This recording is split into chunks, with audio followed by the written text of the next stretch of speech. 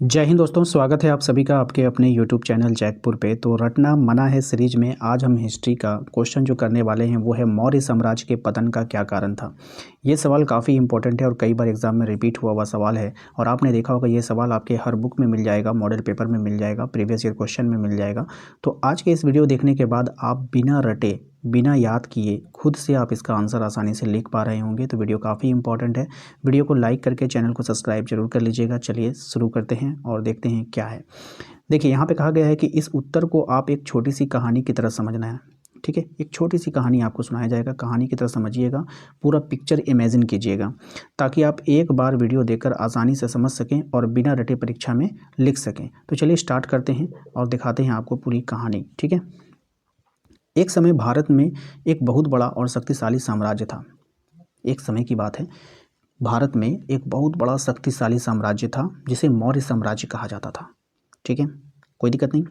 इस साम्राज्य को सबसे अधिक मजबूती सम्राट अशोक के समय मिली थी। आप लोगों को पता है कि सम्राट अशोक कितना शक्तिशाली था और इस साम्राज्य को ऊंचे स्तर पर ले जाने में उसका बहुत बड़ा योगदान था। अशोक एक अच्छे, न्यायप्रिय और शक्तिशाली शासक था। ठीक है, उनके समय में राज्य शांति और व्यवस्था के साथ चलता था। लेकिन जैसे ही अशोक का शासन समाप्त हुआ वैसे ही मौर्य साम्राज्य धीरे धीरे कमजोर होने लगा। ठीक है, जब अशोक मर गया या उसका शासन समाप्त हो गया तो उसका साम्राज्य भी क्या हुआ, धीरे धीरे कमजोर होने लगा। ठीक है, अशोक में सब गुण था। जब तक अशोक थे तब तक मौर्य साम्राज्य फल फूल रहा था, लेकिन जैसे ही अशोक का शासन समाप्त हुआ वो कमजोर पड़ने लगा। ठीक है, आइए सबसे पहले देखते हैं अशोक के बाद दुर्बल अधिकारी और शासक। ये सबसे दुर्बल अधिकारी का मतलब होता है अशोक जब चले गए तो जितने भी उनके ऑफिसर लोग थे, जो उनके भी उनके अधिकारी लोग थे, वो दुर्बल थे यानी कमज़ोर थे। ठीक है, और शासक भी वहाँ का जो था उतना शक्तिशाली नहीं था। अशोक के बाद जो शासक और उत्तराधिकारी आए वे उतने योग्य और शक्तिशाली नहीं थे। किसके जैसा? अशोक के जैसा उतना उसके पास ताकत नहीं था। वे बड़े साम्राज्य को सही ढंग से संभाल नहीं पाए, क्योंकि अशोक का जो साम्राज्य था, मौर्य साम्राज्य, बहुत बड़ा था, उसको संभाल नहीं पाए। प्रशासन ढीला हो गया और शासन में अनुशासन नहीं रहा। देखिए, कोई भी शासन चलता है ना वो डिसिप्लिन से चलता है। तो अशोक अपने समय में पूरा शासन को डिसिप्लिन से चलाते थे, हर एक का नियम कानून हुआ करता था। लेकिन इन लोगों ने जब अशोक के जाने के बाद पूरा ढीलापन छोड़ दिया। ठीक है, और सब इधर उधर होने लगा। जब राज्य चलाने वाले ही कमज़ोर हो जाएं तो साम्राज्य का पतन होना तो क्या है, स्वाभाविक है।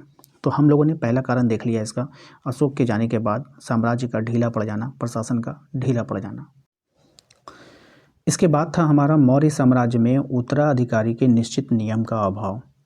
मौर्य साम्राज्य में ये तय नहीं था कि राजा के बाद अगला राजा कौन बनेगा। ये सबसे बड़ा होता है। ठीक है, अगर आपके कोई साम्राज्य चला रहे हो, अगर वहाँ पर पता ही नहीं है कि ये राजा मर जाएगा तो दूसरा राजा कौन बनेगा, तो ज़रूर वहाँ पर जो है उथल पुथल मच जाती है। तो मौर्य साम्राज्य में यही चीज़ था, वहाँ पर तय ही नहीं था कि राजा के बाद अगला राजा कौन बनेगा। उत्तराधिकारी चुनने का कोई पक्का नियम नहीं था, कोई एक नियम नहीं होना चाहिए, नहीं था कि हाँ अगर राजा मर गया तो राजा का पहला बेटा ही राजा बनेगा, दूसरा बेटा ही राजा बनेगा। उस समय राजा की जो है 3-3 रानियाँ होती थी, 4-4 रानियाँ होती थी, कौन सी रानी का बेटा राजा बनेगा। ठीक है, या फिर उसके दरबार में से कोई राजा बनेगा, ऐसा कोई नियम वहाँ पे नहीं था, जिस कारण से ये प्रॉब्लम आई। उत्तराधिकारी चुनने का कोई पक्का नियम नहीं था, इसी कारण राज परिवार में आपसी झगड़े शुरू हो गए। और जब ये नियम नहीं होगा तो स्वाभाविक है कि हम राजा बनेंगे, हम राजा बनेंगे, सब आपस में क्या करेंगे, लड़ने लगेंगे। सत्ता के लिए संघर्ष होने लगा। जब शासन के अंदर ही फूट पड़ जाए तो साम्राज्य अधिक समय तक नहीं टिक पाता है। तो यही चीज़ हुआ था। ठीक है, उत्तराधिकारी के निश्चित नियम का अभाव। ठीक है, हमने दूसरा पॉइंट भी देख लिया। पहला पॉइंट हमने देखा प्रशासन का ढीलापन, दूसरा हमने देखा उत्तराधिकारी का अभाव। ठीक है, आइए अब तीसरे पॉइंट पे आते हैं। तीसरा पॉइंट था ब्राह्मणों का विरोध। ये सबसे इंपॉर्टेंट था। अशोक क्या थे, उन्होंने बौद्ध धर्म को अपना लिया था, पता है आप लोगों को, कलिंग युद्ध के बाद। तो अशोक सम्राट अशोक ने बौद्ध धर्म को अपनाया और अहिंसा तथा समानता पर बल दिया था। ठीक है, इससे ब्राह्मण वर्ग जो है असंतुष्ट हो गया, क्योंकि ब्राह्मण तो हिंदू थे। तो उसने देखा कि ये बौद्ध धर्म को अपना लिया, वो उसमें खुश नहीं थे, उनका वैल्यू ही वहाँ पे खत्म हो गया। ठीक है, जब राजा ही दूसरे धर्म को मानने लगेगा तो उसके जो मेन ब्राह्मण, तो उसका कोई वैल्यू होगा नहीं होगा। तो ये वर्ग जो है, ब्राह्मण वर्ग जो है, काफ़ी उससे असंतुष्ट हो गया था। उन्हें लगा कि उनका पुराना सम्मान और प्रभाव कम हो रहा है। किसको? ब्राह्मणों को। धीरे धीरे ब्राह्मणों ने मौर्य शासन का विरोध करना शुरू कर दिया। जब समाज का एक बड़ा वर्ग, उस समय जो ब्राह्मण थे उस समाज के एक बहुत बड़े वर्ग में आते थे, शासक के खिलाफ हो जाए तो शासन कमज़ोर पड़ जाता है। ठीक है, तो आपने देखा किस तरह से ब्राह्मणों के विरोध के द्वारा भी मौर्य शासन जो है वो मौर्य साम्राज्य का जो क्या हुआ, पतन हुआ है। अब आइए इससे निष्कर्ष क्या निकलता है कि इस प्रकार आप देख सकते हैं कि अशोक के बाद कमज़ोर शासक ध्यान रखिएगा। कमज़ोर अशोक, जैसे ही अशोक जब तक था, इस कहानी से पढ़कर हम जो उत्तर देने वाले हैं वो क्या क्या देने वाले हैं, ध्यान से समझिएगा। सबसे पहले हम लोगों ने परिचय दिया किसका, मौर्य साम्राज्य का। किसके साथ दिया था, अशोक के साथ दिया था, कि अशोक कैसा राजा था, उसने कैसे अपने साम्राज्य को संभाल के रखा था, ठीक है। लेकिन उसके बाद कमज़ोर शासक आए, उसके जाने के बाद शासक उतने मजबूत नहीं आए, ठीक है, जिसके कारण ढीलापन हुआ, शासन में ढीलापन देखा गया। उत्तराधिकारी के नियम का अभाव हो गया, कौन राजा बनेगा कौन नहीं बनेगा, इस पर ये दिया गया, ठीक है। और ब्राह्मणों का विरोध हुआ।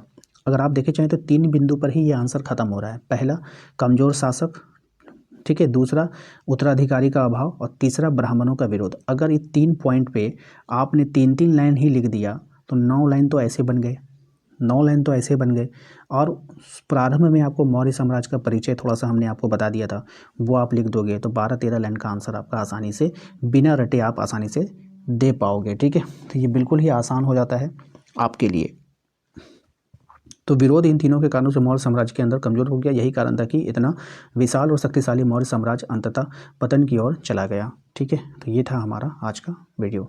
आशा करते हैं कि आप लोगों को समझ में आ गया। वीडियो को लाइक किया कीजिए। आप लोग वीडियो को ना लाइक करते हो, ना ही शेयर करते हो, ना ही कमेंट करते हो। तो भाई अगर आप बताओगे नहीं कि आपको वीडियो कैसा लगा तो फिर हम लगातार कैसे लाएंगे। अगर आपको अच्छी नहीं लग रही है तो वो भी बताइए कि हाँ मुझे अच्छी नहीं लगी, टाइम पास लगा, समझ में नहीं आया। इससे आसान आंसर तो हमारे मार्केट वाले बुक में है, आप ये भी लिख दो। अगर आपको लगता है कि इससे आसान आंसर आपने जो बुक खरीद के लाया ना मार्केट से, उसमें अगर अब दिया गया है इससे भी आसान आंसर, तो वो भी लिखो, मुझे भी पता चले कि हाँ कौन से बुक में हमसे भी आसान आंसर दिया जा रहा है, ठीक है। तो आप तो कुछ भी कमेंट नहीं करते हो भाई, वीडियो देखकर चुपचाप से निकल लेते हो, ऐसा नहीं होता है। आपको रिस्पांस करना चाहिए, आप रिस्पांस करोगे तभी हम ज़्यादा मेहनत कर पाएंगे आपके लिए, ठीक है।